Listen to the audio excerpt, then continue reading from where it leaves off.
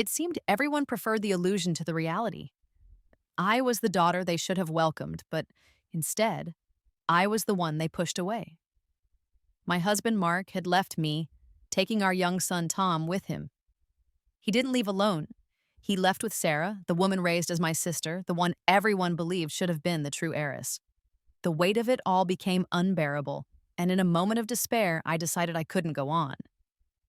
As darkness started to close in, I made one last phone call to Mark. I just wanted to hear his voice, perhaps even see him one final time. His response was cold and immediate. "Did you get the divorce papers I sent? You need to sign them," he said, his voice devoid of any warmth. "Sarah should have been my wife all along."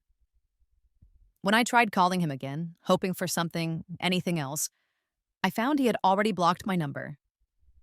Later, despite efforts to save me, I didn't survive. I was officially declared deceased. Yet my suffering wasn't over. On the day of my funeral, a day meant for mourning and remembrance, Mark appeared. He wasn't alone. He brought Sarah and our son Tom with him. Their purpose was not to pay respects, but to bury their pet turtle in the plot I had chosen for myself. They disturbed my final resting place, leaving me without peace even after death. Then, unexpectedly, I opened my eyes. The world came back into focus, sharp and jarring. I recognized the room, the sounds outside. It was the very day Mark and Sarah had run away together. A sharp pain pulsed in my wrist, a physical reminder of my recent past, or perhaps my immediate present. I heard shouting just outside the bedroom door. Before I could fully gather my thoughts or understand what was happening, the door burst open. My mother stormed in, her face contorted with anger. She pointed a finger at me, her voice sharp. "How could I possibly have a daughter like you?" she began. But her words caught in her throat as her eyes fell upon my wrist. She screamed, dropping the feather duster she held. "Are you trying to kill yourself?" she yelled, her voice rising in panic as she called for help. "Honey, come quickly. Anna is trying to end her life." My father and my brother Leo rushed into the room. As I slowly raised my head and looked at their faces, I saw not concern, but a familiar indifference. It was in that moment, seeing their lack of empathy, that I fully understood. I had been given a second chance. I was reborn, returned to the day my life had shattered, the day Mark and Sarah eloped. In my previous life, the shock of their betrayal had overwhelmed me. I had lost too much blood in the bathtub, my life slipping away. Before I died, I had repeatedly called Mark, desperate for one last glimpse of him, or at least of our child. "Let me see Tom one last time," I had pleaded. But Mark had refused. He urged me to sign the divorce papers without delay, telling me not to stand in the way of his happiness.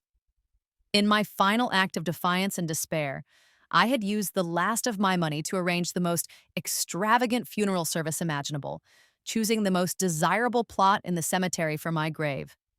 I never imagined that just a month after my death, Mark, Sarah, and Tom would return, looking happy and untroubled.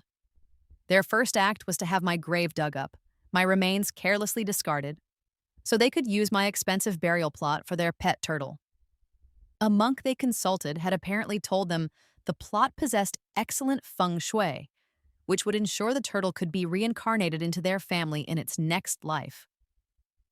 Before my consciousness faded completely, I had seen Sarah leaning affectionately against Mark's shoulder, and I heard my own son Tom call her Mommy in his sweet, innocent voice. It was a name he had rarely called me, his actual mother.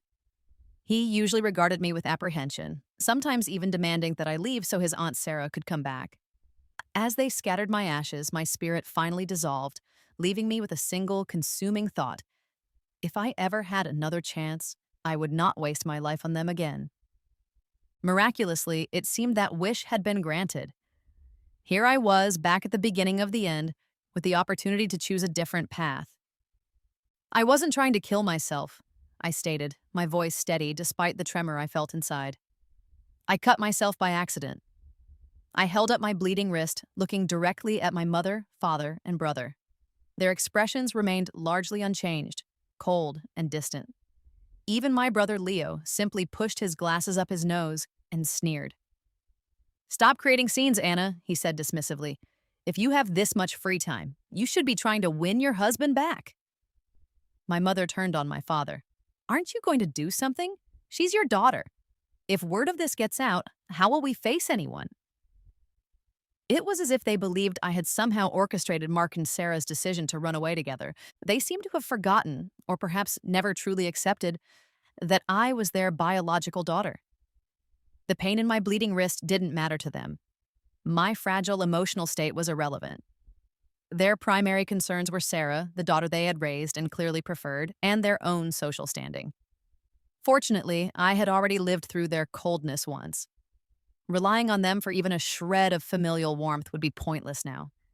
How your face looks is not my concern, I replied calmly. I grabbed a nearby towel and wrapped it around my wrist to stem the bleeding. I started to walk past them towards the door, not giving them another look. What did you just say? My mother demanded, grabbing my uninjured arm to stop me. Explain yourself before you leave. I turned back to face her, my expression weary. In my past life, I began, but stopped myself. They wouldn't understand. When they first learned about Mark and Sarah running away, they had immediately blamed me for not keeping Mark satisfied, for not being vigilant enough. All three of them had pointed fingers, accusing me of ruining their family's happiness by returning in the first place, questioning why I hadn't died when I was initially lost or trafficked as an infant. My father had even struck me then. My mother and brother had hurled hateful words, telling me I should just die. The combined weight of losing Mark and being rejected so cruelly by my own family had been what drove me to end my life. Now, with this second chance, I felt no obligation to show them any deference. Leo, always quick-tempered, lunged towards me, his hand raised to strike my face. I reacted quickly, dodging backward so his hand only brushed against my cheek. Anna, my father roared. You ungrateful child. Get out of this house. We don't have a daughter like you. His words barely registered. I had ceased thinking of them as my family long ago. They belonged with Sarah. They were a matched set, all equally self-absorbed and cruel. Gladly, I said, my voice clear. I didn't wait to see their reactions. I turned and walked out of the room, leaving them behind. My wrist was still bleeding, and I needed medical attention. I didn't want this new life to end before it had even properly begun. As I stepped out of the house, I nearly collided with a tall man standing near the entrance. He seemed startled and was about to instinctively push me away when he stopped, freezing for a moment. Feeling dizzy from blood loss, I leaned against him for support. Through blurred vision, I vaguely noticed some kind of badge or identification on his jacket. He seemed familiar, perhaps the representative from the funeral service I had hired in my previous life.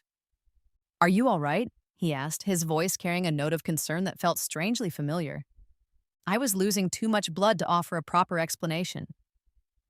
I slumped against him, clutching his jacket. Take me away from here, I managed to say.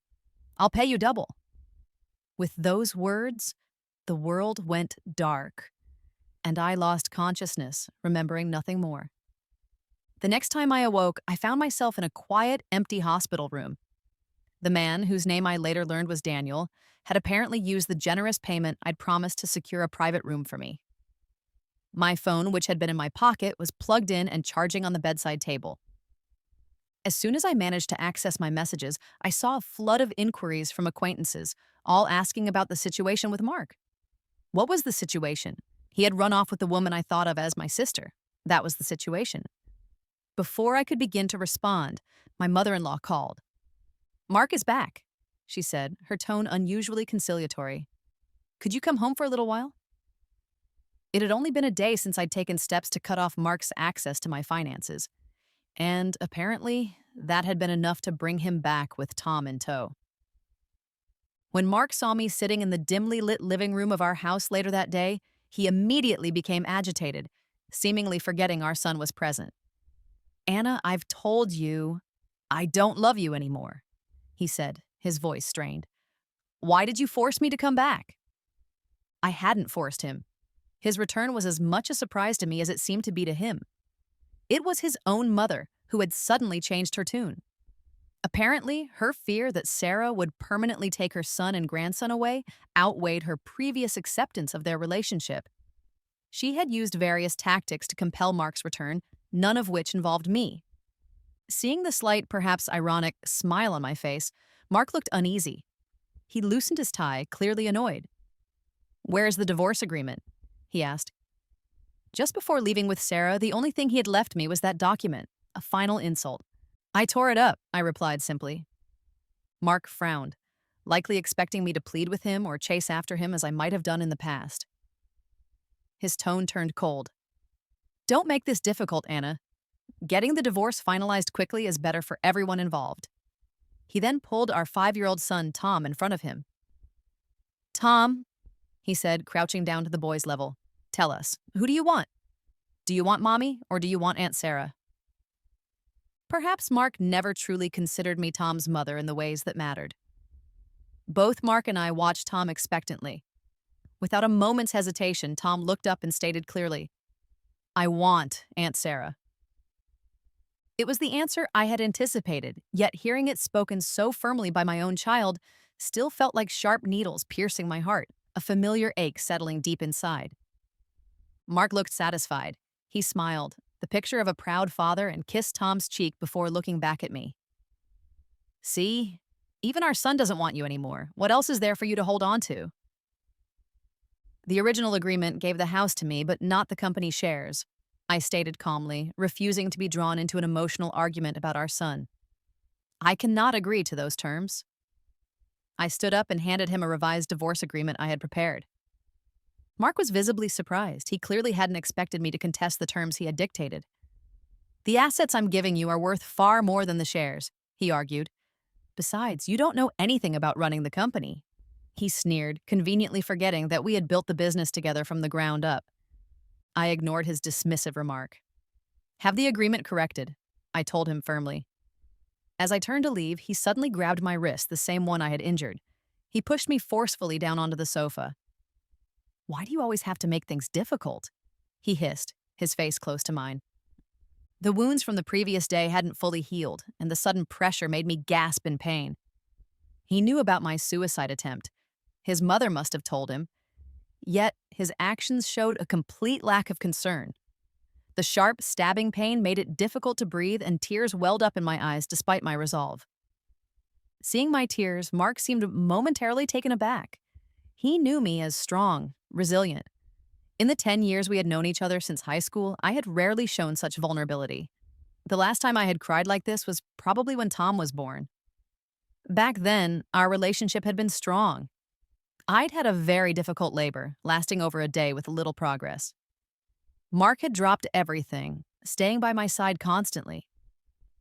He had told me then that all he wanted was for Tom and me to be safe, that nothing else mattered. Moved by his devotion, I had found the strength to give birth to Tom. However, the complications during delivery left my health compromised. For years afterward, Mark used my poor health as an excuse for Tom to spend extended periods living with my adoptive family, which conveniently gave Sarah ample opportunity to bond with him. By the time I fully understood the extent of what was happening, the damage was done. "What are you crying about?" Mark asked, reaching out as if to touch my face. I quickly batted his hand away. Don't touch me!" The next instant, a small figure charged towards me. "Why did you push Dad? Why?" Tom yelled, his small fists clenched as he lunged, hitting me repeatedly. He was crying. "Aunt Sarah would never hit Dad. You're a bad woman." Mark's mother rushed over immediately, pulling Tom away and holding him close, soothing him gently. "What's wrong, Tom? Don't cry. Grandma's here." Then she turned her anger on me. "I gave you an opportunity to win back your husband and son, and this is how you behave, making him cry again?" Just then, Sarah hurried in from another room. She calmly picked Tom up, avoiding my gaze entirely. So, Mark had brought her back to the house as well. "Anna, just leave," Mark said, frowning as he knelt to comfort Tom. "You're upsetting the child." He left me standing there, isolated, while the three of them, Mark, Sarah, and Tom, formed a tableau that looked disturbingly like a complete family unit. I couldn't help but laugh, a dry, humorless sound. Watching them, I felt a strange detachment. "However you wish to play happy families is your own business," I said, my voice steady. "But if I don't receive a new divorce agreement with the corrected terms by tomorrow, I promise you, I will bring everything crashing down around us." What are you talking about? Mark demanded. I stood tall, slowly tapping my forearm. You may have pushed me aside, I warned him. But I was there from the very beginning. I know all the questionable things you've done to get where you are. Don't force my hand. He knew exactly what I was referring to, the ethically gray areas and outright manipulations involved in building the company. The thought clearly angered him. He gritted his teeth. If you insist on pursuing this path, he threatened, then the child, the money, this entire family, none of it will have anything to do with you anymore. He still believed threatening me with Tom was his strongest weapon, assuming I desperately wanted our son's acceptance. But I was no longer the same Anna he thought he knew. I glanced at Tom, now clinging to Sarah, and a faint smile touched my lips. Do whatever you feel you must, I replied calmly. You two deserve each other, and perhaps Sarah is exactly what you both need. As soon as the words left my mouth, Mark surged towards me, his hand raised high as if to strike me. But he stopped himself just short of hitting my face. Did I say something untrue, you disloyal man? I asked quietly, reminding him of a past he preferred to forget. Years ago, after a major fight with his family over his relationship with Sarah, he had been left with nothing. It was I who had taken him in then. I used the money I had saved for college to help him start over, to build the foundations of the company he now controlled. For years, I had trusted his declarations of love, believing our shared struggle had forged an unbreakable bond. I never imagined that the moment Sarah returned, he would discard me so easily, drawn back to her without a second thought. In the end, they had even plotted to run away together, leaving me behind. Mark was rendered speechless by the reminder. Taking advantage of his silence, I let out a small, almost nonchalant laugh and walked towards the door as if nothing significant had happened. My composure seemed to unsettle them. No one had expected the timid, accommodating Anna they knew to become so decisive, so willing to walk away from everything. As I left, I could hear Tom begin to cry again. The others finally reacted, shouting insults at my retreating back. You're abandoning your family! I completely misjudged your character! My mother-in-law yelled, her voice shaking with rage. If I had known you were like this, I would have insisted Mark marry Sarah from the start. I paused at the doorway and waved back without turning around. It's not too late, I called back lightly. You can still welcome her properly now. You, I heard her gasp as if clutching her chest, but I didn't look back. I simply reminded Mark one last time to get the revised agreement ready. Then, ignoring the dark expressions I knew were on their faces, I left the house. In my previous life, I had endured so much humiliation and pain only to have someone like Sarah take everything that should have been mine. Now, with this second chance, I refused to repeat those mistakes. They owed me, and I intended to collect every debt. This was only the beginning. Walking out into the fresh air, I felt a sense of purpose I hadn't known before. My gaze fell upon the upscale cemetery visible in the distance, and I suddenly remembered the comprehensive funeral service I had prepaid for myself. Since I thankfully wouldn't be needing it anymore, I needed to cancel it and get my money back. It had been a significant expense. I found the business card Daniel had left near my hospital bed and dialed the number. Hello, this is Anna, I said when the call connected. I arranged a full funeral service package with you yesterday. I need to cancel it, please. You can retain 10% as a commission for your time and effort. Thank you. I tried to keep my tone professional and direct. There was a moment of unexpected silence on the other end. I frowned, double-checking the number on the card to make sure I hadn't dialed incorrectly. Just as I was about to speak again, I heard his voice, Daniel's voice. Okay, he said simply. I understand. Then he hung up abruptly, leaving me staring at my phone screen in mild surprise. When I had initially booked the service, the representatives had been exceedingly attentive and helpful. Now that a large sum of money was involved in a refund, the response felt rather curt. I chuckled softly to myself and shook my head. It was understandable, I suppose, that losing such a substantial booking would cause some irritation. I put my phone away, started my car, and drove off. Once I reached my own place, I began the process of packing. Anything that reminded me of my life with Mark, I gathered together. Photographs, gifts, letters. I methodically burned them all. As I tossed the last memento into the small fire I had made in a safe container, a wave of reflection washed over me. Mark and I had known each other since high school, but back then, my life was very different. I hadn't yet been discovered by my biological family. Mark was dating Sarah, who came from a similarly wealthy background. They were the golden couple, seemingly destined for each other. I was just an orphan living a quiet life. Our paths likely never would have crossed if not for a car accident. Mark had been involved in helping at the scene, and it was during my subsequent hospital stay for minor injuries that I coincidentally encountered the woman who turned out to be my biological mother there for her own checkup. Routine pre-procedural screenings revealed a strong genetic match between us. This unexpected discovery unearthed a long-buried family secret. I was their real daughter, switched at birth by a disgruntled nanny, while Sarah was the child they had raised as their own. The revelation was difficult for everyone involved.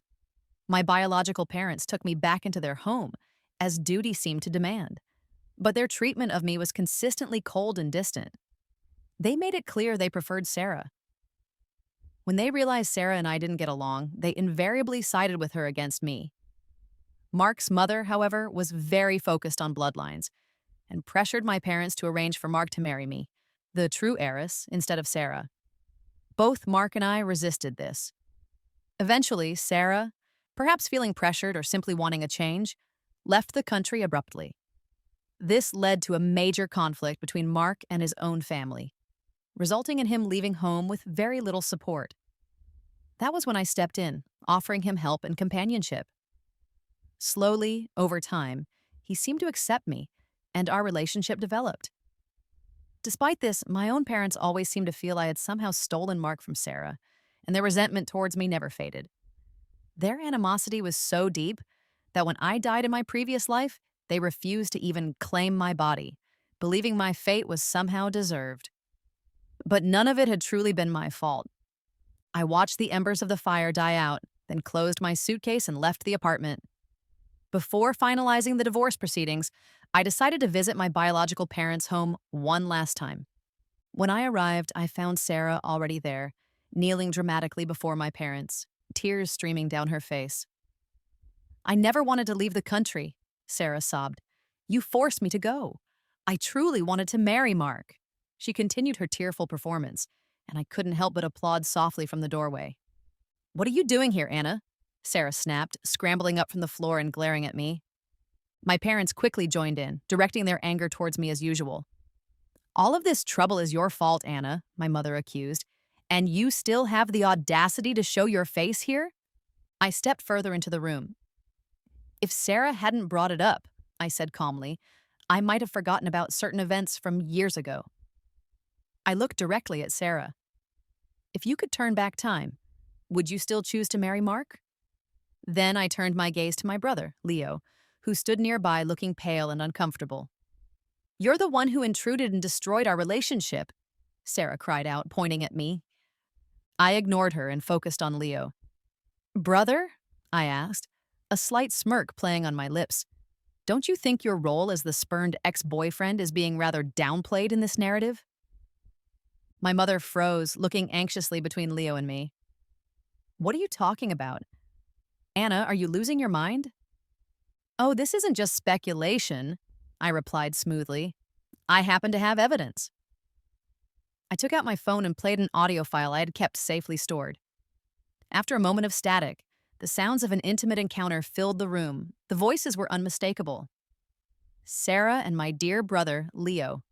The recording dated back 9 years, shortly after I'd been brought into the family. Sarah, fearing she would lose her position and privilege, had apparently seduced Leo to secure his support and convince our parents to let her stay. Over time, Leo developed genuine feelings for her. Sarah, perhaps seeing an opportunity to eventually gain control of the family through him, reciprocated to some extent. That was why, when Mark was pressuring her to commit, she had felt comfortable simply leaving the country, likely assuming she could maintain her connection with Leo. And indeed, they had stayed in contact over the years. The proof was undeniable. Leo and Sarah both stood frozen, their faces drained of color, too stunned to speak. My parents looked utterly horrified. If news of this kind of scandal were to get out, I mused aloud, looking around at their shattered expressions, I wonder how many people would be interested.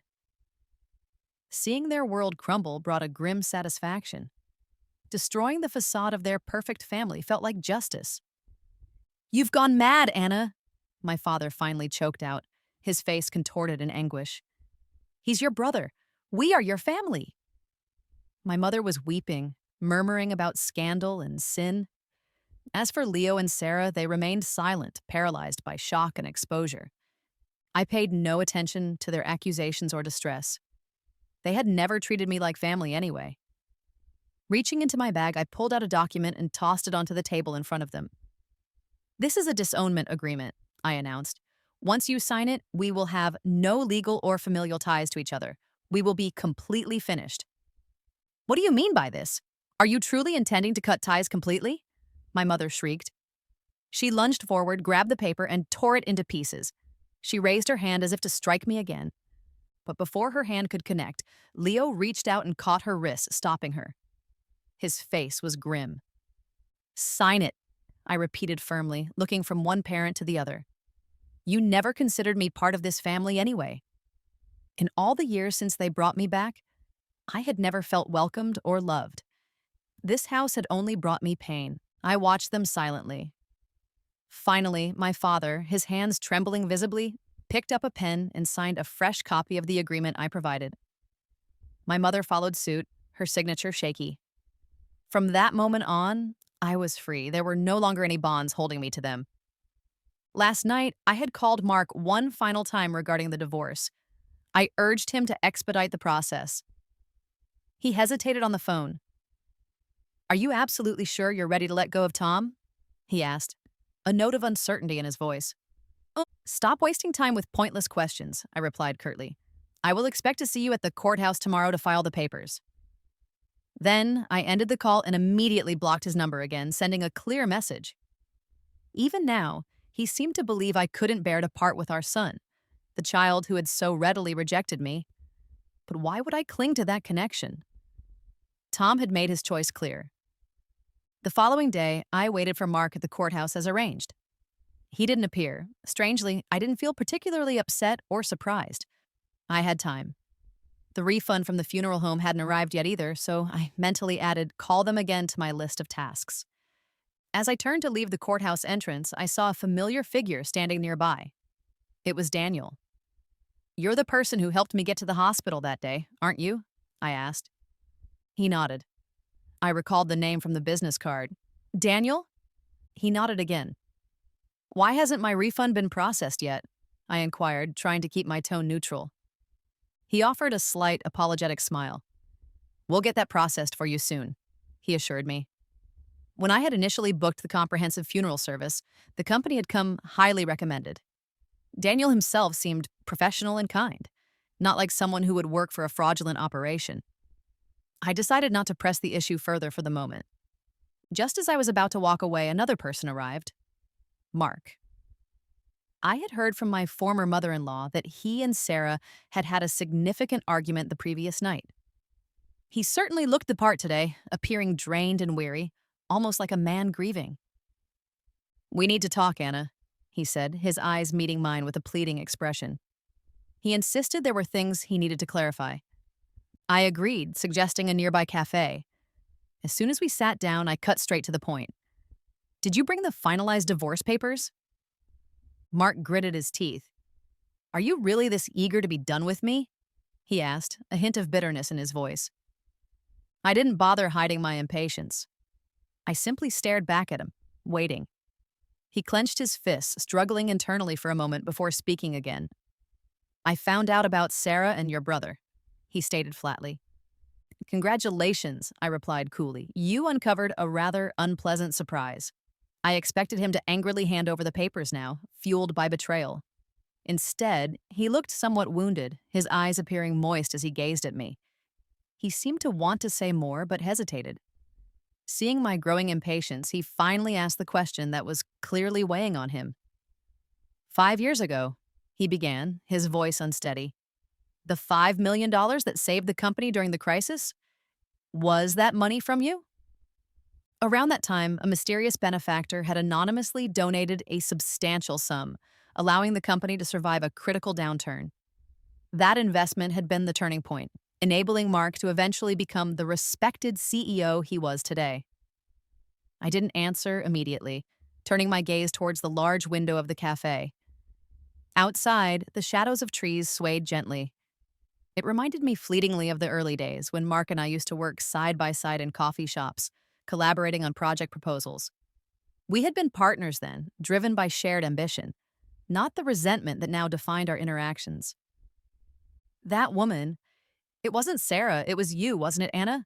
Mark pressed, his voice trembling slightly as he voiced the conclusion he had apparently reached. I turned my head back to face him. A small, humorless smile touched my lips. You figured it out? I replied. I assumed you'd prefer to maintain the illusion indefinitely. It was you, he exclaimed, his eyes suddenly bright with a complex mix of emotions. He reached across the table and grabbed my hand impulsively, eager to say more. I frowned, pulling my hand away. I had no desire to rehash the past. Since you didn't bring the agreement as requested, I said firmly, standing up, let's reschedule this meeting for another day. I turned decisively to leave. Don't go. Mark quickly followed me towards the door, drawing the attention of other patrons in the cafe. Why didn't you tell me back then? Why did you keep it a secret? He demanded, blocking my path. Did you enjoy making a fool out of me all this time? Just as I reached the entrance, the door opened and Sarah walked in. Beside her, looking small and forlorn, was Tom. Dad! Tom cried out. Are you leaving Aunt Sarah? Mark snapped back at the boy. This is between adults, Tom. Stay out of it. Tom visibly paled, his lower lip trembling as if he were about to burst into tears. I used the momentary distraction to slip past Mark, but he quickly moved to block my exit again. You're not leaving until we finish talking, he insisted. I looked at the three of them, Mark, desperate and confused, Sarah attempting to look wronged, and Tom, caught in the middle, their expressions a mixture of turmoil. I took several deep breaths, reminding myself that none of this was worth sacrificing my newfound peace. After a moment, I regained my composure and looked steadily at Mark. If I had told you back then, I asked him quietly, would you have actually believed me? Remembering that period clearly, Mark's expression became complicated. At that time, I had just given birth to Tom after a difficult delivery, and my health was still recovering. Sarah had recently returned from overseas, and seeing his former flame had obviously rekindled something in Mark. The company was simultaneously facing a severe financial crisis. We argued frequently, particularly about his decision to send Tom away to live with my adoptive family. The distance between us grew rapidly. Despite our personal issues, the company represented years of my own hard work too, and I couldn't stand by and watch it fail. So, I had anonymously donated nearly all of my personal savings. I never offered an explanation, partly out of pride, partly because I doubted he would believe me amidst our growing estrangement. I hadn't realized until much later that Sarah had subtly taken credit for arranging the anonymous support. Voicing the truth now brought an unexpected sense of release. If he wanted to know the history, he deserved to hear it. After all, the situation we found ourselves in was not solely my creation. For several days after the cafe incident, Mark didn't contact me. However, I found myself frequently running into Daniel. I still hadn't received the refund for the funeral service, and I couldn't quite understand the delay, but Daniel was always pleasant and polite whenever we crossed paths. He seemed gentle and well-mannered, not at all like my preconceived notion of someone working in the funeral industry. I heard through mutual acquaintances that Mark and Sarah had another major argument at home.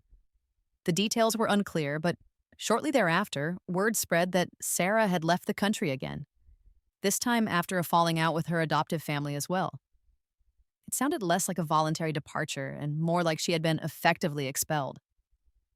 About a week later, Mark called and asked me to come over for dinner. I declined immediately. Apart from finalizing the divorce, I told him firmly, there is nothing left for us to discuss or do together. His tone on the phone sounded genuinely somber. Is there really no possibility for us to try again, Anna? He asked quietly. None, I replied without hesitation. After a few seconds of silence, Mark added, Tom has a new pet turtle he really wants to show you. But I felt no emotional pull towards that idea. I still don't care for turtles, I stated plainly. Mark finally seemed to grasp that my resolve was genuine. After another pause, perhaps accepting the finality of it all, he agreed to the divorce on my terms. He signed the revised papers, his hand reportedly shaking as he did so. With a lawyer present as a witness, I ensured I received everything I was entitled to according to our agreement. Feeling a sense of closure, I arranged to meet him at the Civil Affairs office in 1 month to complete the final legal procedures. Mark looked utterly defeated during our brief meeting, managing only a strained, unhappy smile as he waved goodbye. With the divorce settlement secured, I decided to visit the funeral company in person regarding my refund.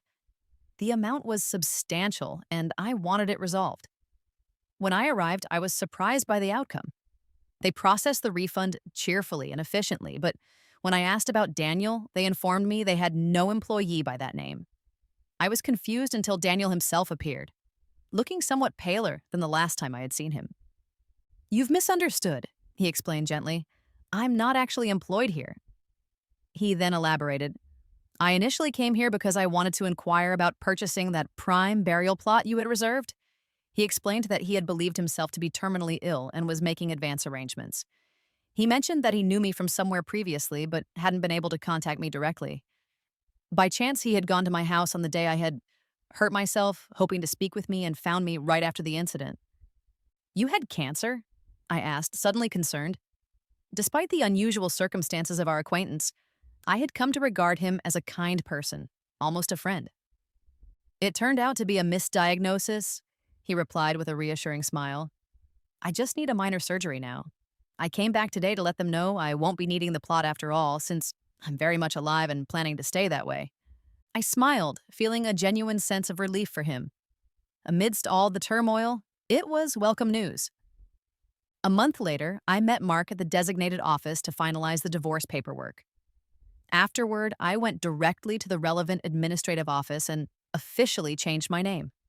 I let go of Anna, the name given to me by the family who never truly accepted me, and reclaimed the name I had been given at the orphanage. Eve. It felt like shedding a heavy cloak, leaving the past associated with Anna behind for good. I finished packing my belongings, ready to move to a new city and start a completely fresh life. Before I left, Daniel came to see me off. He expressed regret that I was leaving, but promised he would visit once his work situation settled down after his surgery. As I stood waiting for my train, I took off my sunglasses and asked him, for perhaps the 5th time, how exactly he knew me. He simply offered his usual warm smile. "You'll figure it out eventually, Eve," he said mysteriously. Even searching through all my memories, both from my past life and this new one, I couldn't place him. "Don't worry about it now," Daniel said, giving me a brief, encouraging hug as the final boarding announcement sounded. "You'll understand someday." I decided to let it go for now and waved goodbye as I boarded the train. He was probably right. Some truths reveal themselves in their own time. Fate often works in ways we don't immediately comprehend.